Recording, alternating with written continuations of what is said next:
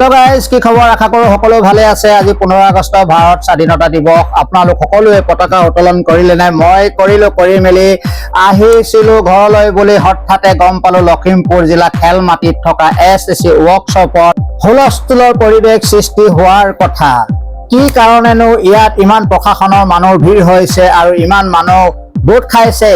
ইজন সিজনক হুদাহুদ পোষ্ট কৰা জানিব পাৰিছিলো যে ইয়াত গাড়ী বিলাকৰ ভিতৰত মানে কোনোবা এখন গাড়ীৰ ভিতৰত বোলে বম আছে বুলি কৈছিলে।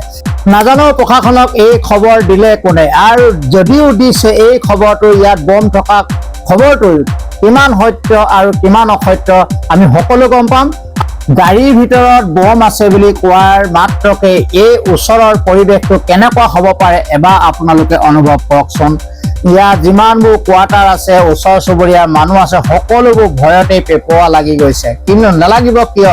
য'ত নেকি শুনিছে তেখেতলোকে বম আছে বুলি। সঁচাকৈ যদি গাড়ীৰ ভিতৰত বম আছে, এই বমটো ৰাখিলে কোনে? কিন্তু তাৰ উত্তৰ কাৰো হাতত নাই।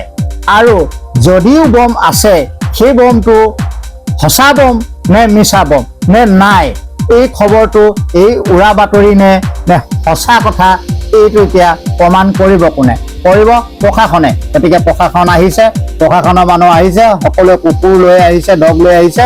গতিকে ইয়াত চাব সঁচা নে মিছা। এতিয়া সকলো ভয়তে আতংকিত হৈ পৰিছে, যদিহে বমটো ফুটি যায় আমাৰ কি অৱস্থা হ'ব।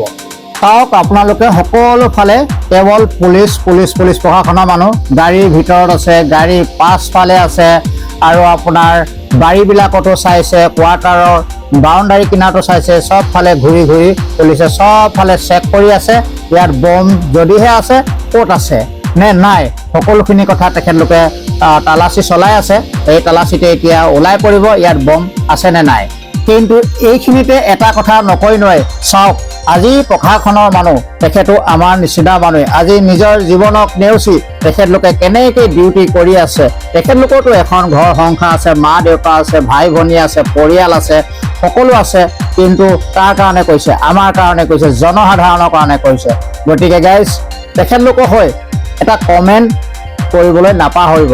চাওক কেনেকৈ গাড়ীখনৰ লগত লাগি আছে তেখেতলোকে, জুম পাতি চব ফালে তেখেতলোকে খালি এটাই চিন্তা, ক'ত আছে বম, ক'ত আছে, সঁচা নে মিছা। তেখেতলোকৰ সেইটোৱে কেৱল বিচাৰ। অৱশেষত সকলো চোৱা চিতা হ'ল, কিন্তু ইয়াত একো বমো নাই, একো নাই, খালী কাৰ্টনো নাই, একো নাই।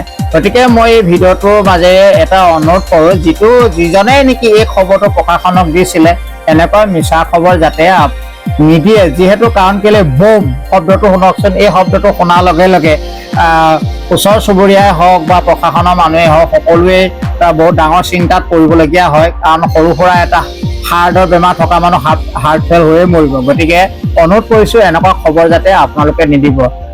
পেটতে হাত ভৰি লুকোৱা এই খবৰটোৱে কিন্তু আজিৰ দিনটো ভালকৈ জোকাৰি গ'ল। আহক, অৱশেষতো ভাল খবৰটোৱে পালোঁ, কাৰণ বম চম একো নোলালেই যেতিয়া। বন্দে মাতৰম কৰি আজি ৰাতিটো আৰু ধুনীয়াকৈ পাৰ কৰোঁ, আৰু সকলোৱে খানা চানা খাওক, ফূৰ্তি ফাৰ্তা কৰক। কাৰণ আজি ভাৰত স্বাধীনতা দিৱস, স্বাধীন হৈছোঁ, সকলোৱে মনটো ভাল লাগিছে, আনন্দ লাগিছে, ফূৰ্তি লাগিছে। গতিকে বিশেষনো আৰু কি ক'ম গাইজ, তাৰ কেতিয়া কি হয় কোনেনো জানে, সেইটো একমাত্ৰ ভগৱান ঈশ্বৰ প্ৰভুৰ হাতত আছে। গতিকে আহক, আমি সকলোৱে মিলিজুলি আকৌ যাতে এনেকুৱা এটা পুনৰ অহা বছৰলৈ স্বাধীনতা দিৱস পালন কৰিব পাৰোঁ, তাৰ আশাৰে আজি আপোনালোকৰ মাজৰ পৰা মই বিদায় লৈছোঁ। পুনৰ লগ পাম মোৰ অন্য এটা ভিডিঅ'ত। চেনেলটোলৈ যদি নতুনকৈ আহিছে, চেনেলটো ছাবস্ক্ৰাইব কৰি বেল আইকনটো টিপি দিব। ধন্যবাদ। জয় আই অসম।